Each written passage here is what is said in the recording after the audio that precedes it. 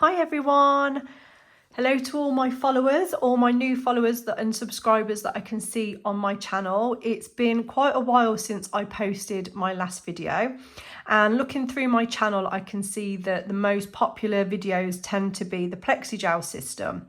So what I'm going to do today is show you how I would rebalance my own nails using the PLEXIGEL system. So I have loads of questions. So many people reach out to me. What's the difference between the shaper? What's the difference between the builder? When would you use it? How would you use it? So I have already created a few videos on these already. So do have a look through and find those, but I will touch on it briefly when I am doing the infill. I'm going to infill one nail so that you can see how I do it. And I will go through and I'll troubleshoot and I'll explain all the steps that I'm doing. So I have already prepared these now. So these are my natural nails, apart from this one, which is a broken nail, which you'll see in another video, how I fixed it. But all these other nails have been, the previous product has been removed back to the clear. So you'll see that there is already clear PLEXIGEL down on all of these nails. And I have prepped the cuticles ready. So now what I need to do is I need to rebalance or infill the product. So I'm going to use my Scrub Fresh. So I always decant mine into the glass bottles. I buy the large bottles and decant them into these and have them on my desk. So I will always apply some Scrub Fresh to a lint-free wipe. Now the lint-free wipes that I use are paper wax strips that I cut down into squares. They're a little bit more cost effective, and I find that they're really good because they don't leave a load of fluff behind. And then I will fold the lint-free wipe over my gloved finger so that I'm then not putting too much product onto the skin, because what we don't want to do is overexpose the skin to any products or chemicals. So I am now going to come over, so I'm pulling the skin back slightly and I'm working my Scrub Fresh just around my side walls and up to my cuticle, making sure that I get right into those cuticles and the side walls, because that's where you'll often find that people will get lift. Okay, so I'll do that first, and then once I've done that, I'm also going to take the wipe underneath the free edge. So it's really important to clean that as well, and then discard that lint-free wipe. If you have a client that is prone to lifting, you can use your Nail Fresh, which is a temporary dehydrator, to just come over the skin. You don't need to take it over the PLEXIGEL that's already there. You can just take it around the skin, and that will remove, that will temporarily dehydrate the nail plate. Okay. You've then got obviously your products that you're going to need for the infill or the rebalance. So I have previously got builder down. I've got clear builder. On this one, this was a nail repair where I broke a nail. I snapped it across. So I did rebuild with the porcelain, and then I've obviously put the clear layer over. So there is the clear builder down. Now you've got two options. Just because you've already got the clear builder down doesn't mean that you have to then use builder again.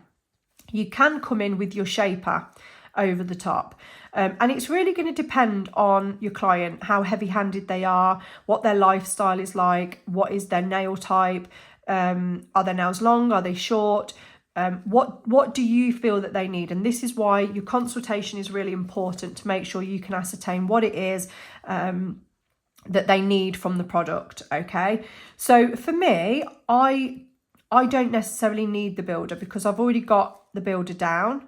It is slightly thicker in viscosity. It is strong. It is a stronger product. So of course you can, if you want to come in with your builder, but I don't feel like I do. So I feel like shaper is thicker enough in viscosity. There's already enough product down there anyway, and I am literally just coming in and filling that back part there and just replacing the apex just to make sure that there's strength in the nail. So shaper is sufficient enough for me today. So we come in with our bonder. Now, if you were doing this over a set of nails that didn't have any product on, you would need to take your bonder over the entire nail and then seal the free edge. Because we are doing an infill and a rebalance today, I only need to take the PLEXIGEL onto the new nail. Now, these nails are about 3 weeks worth that I've taken the product off. My nails don't grow particularly quickly, so there isn't a lot of nail there for me to apply the bonder. I had very, very little, if any, lifting at all. So my PLEXIGEL is all the way pretty much down. So I don't need to do an awful lot with my bonder.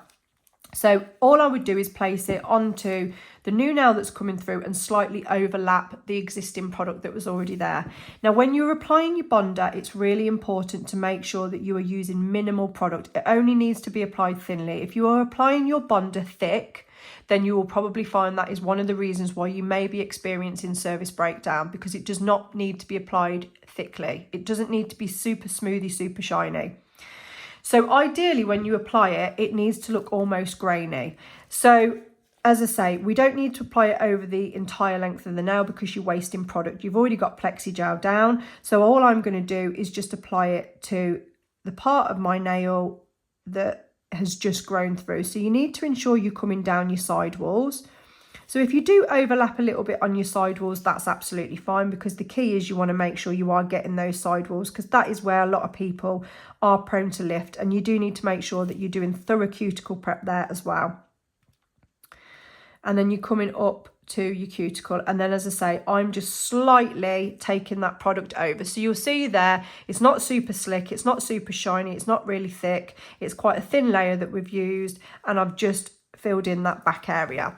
So we're going to pop that into the lamp, and you're going to pop that on button 1 for a 10-second flash cure. All right, I'm then going to be using shaper, as I've already discussed. So I always like to come in with a thin layer first of all.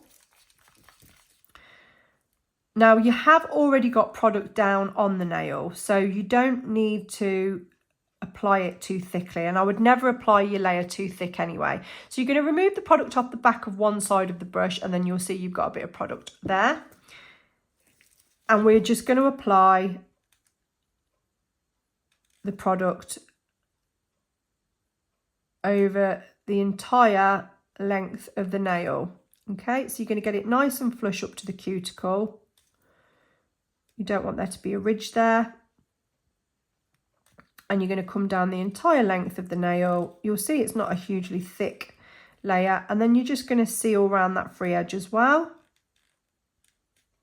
Okay, if you've touched the skin with product, just make sure you remove it before you pop it into the lamp.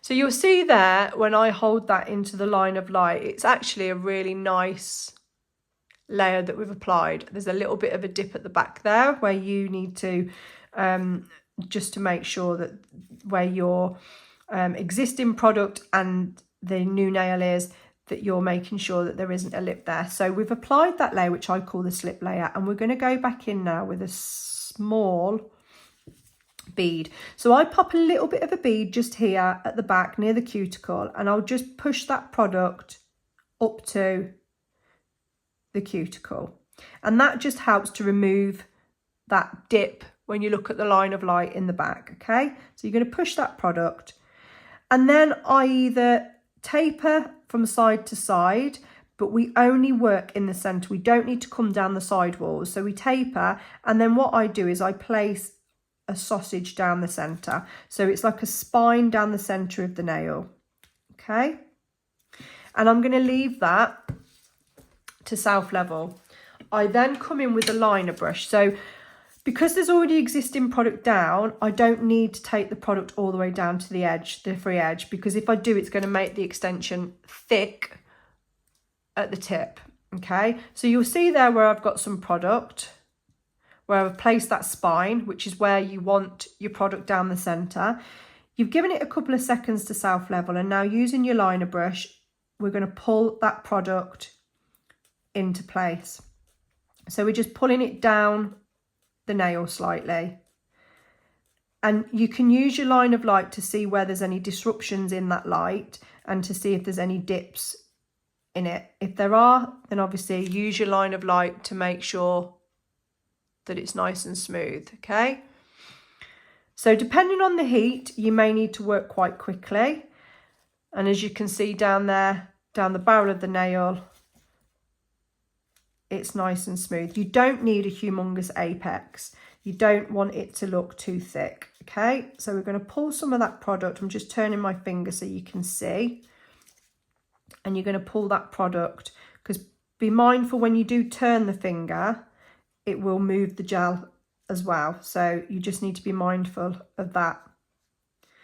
Okay, so I'm just pulling the product where I need to. I'm still using my line of light to check my angles.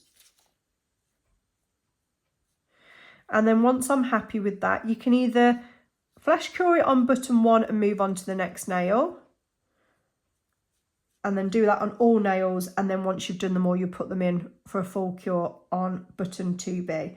Now I'm just going to work this one now to show you. So I'm actually going to pop that in the lamp and I'm going to cure it on button 2B. Now the other thing that you can do when you are working with your builder, you can actually turn the hand over and that creates a gravity pull. So what that will do is it will pull the product into the centre, and then when you turn the hand back over, it will be placed nicely onto the nail. Okay, so that's had a full cure in the lamp.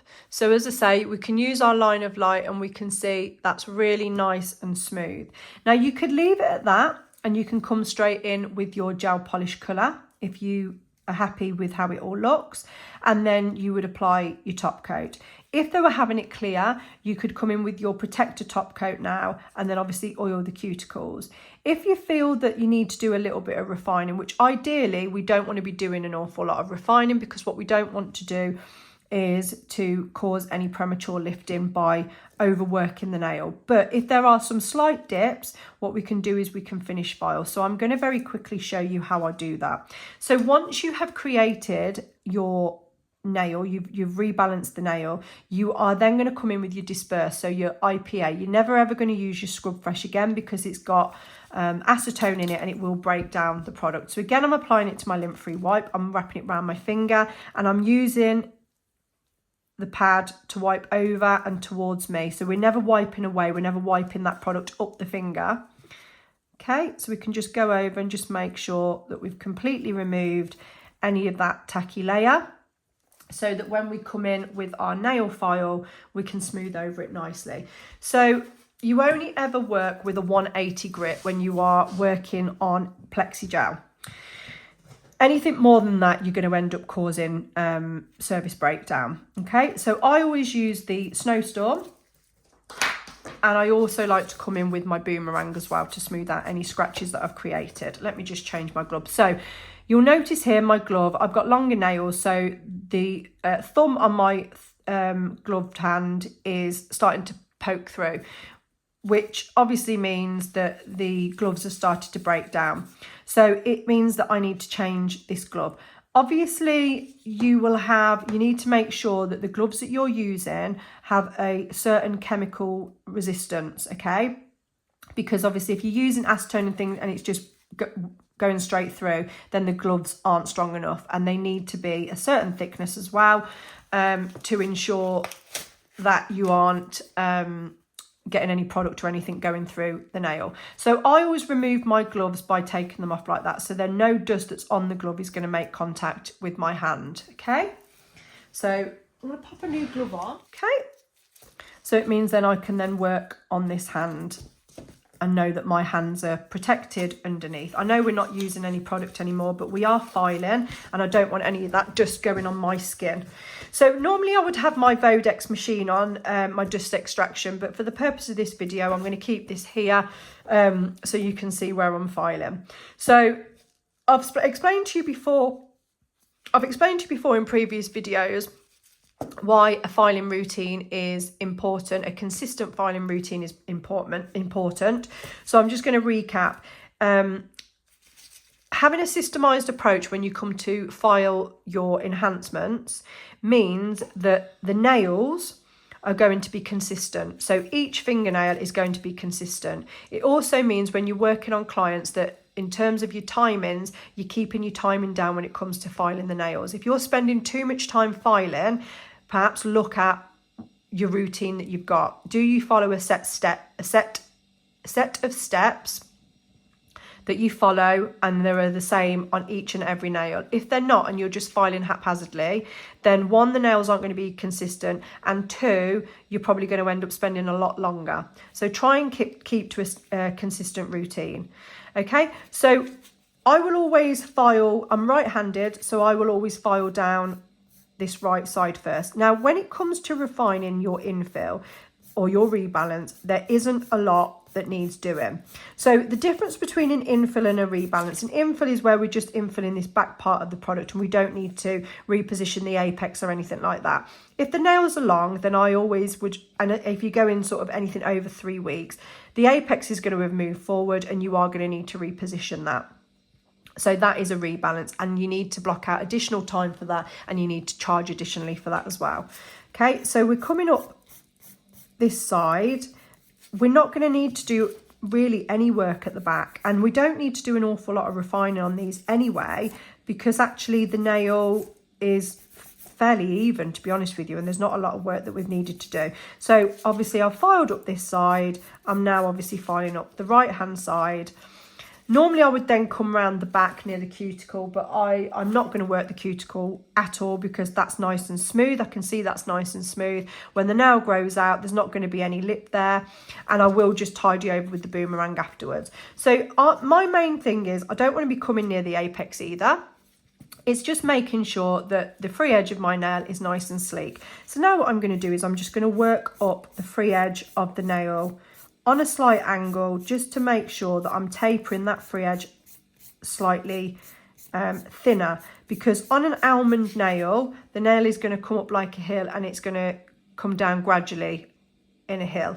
If it was a square, it's going to come up and it's going to come out straight.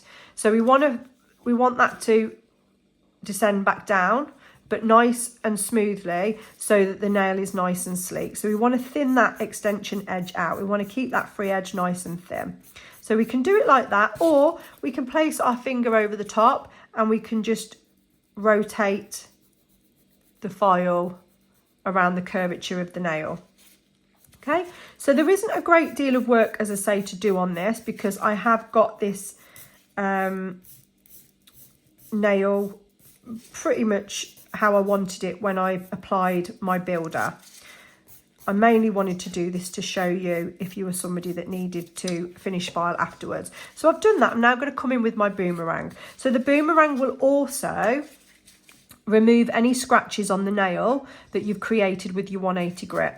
Okay, so it will just smooth those ridges out, so that when you come over with your clear or your gel polish, you haven't got lots of ridges or scratches in the nail. Okay, so we're smoothing that over. If you want to, you can just take it round the back just to smooth out where it joins the natural nail.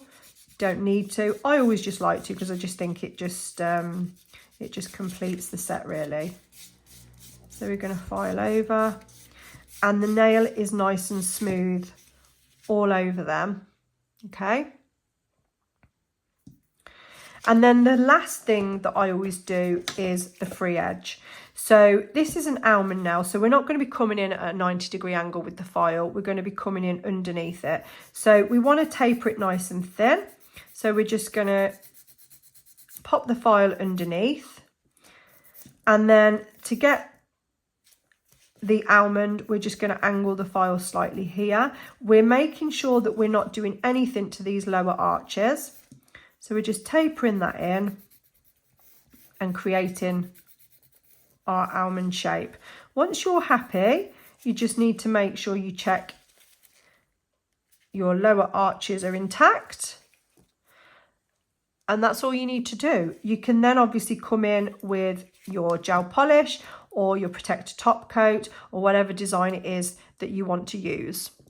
So I hope that video has been helpful in explaining to you how I would do an infill and a rebalance, how you can use the line of light, the products that I used and why I use those products. If you're somebody that's having any lifting, or you've got any clients that are experiencing any product lifting, that you can use your Nail Fresh.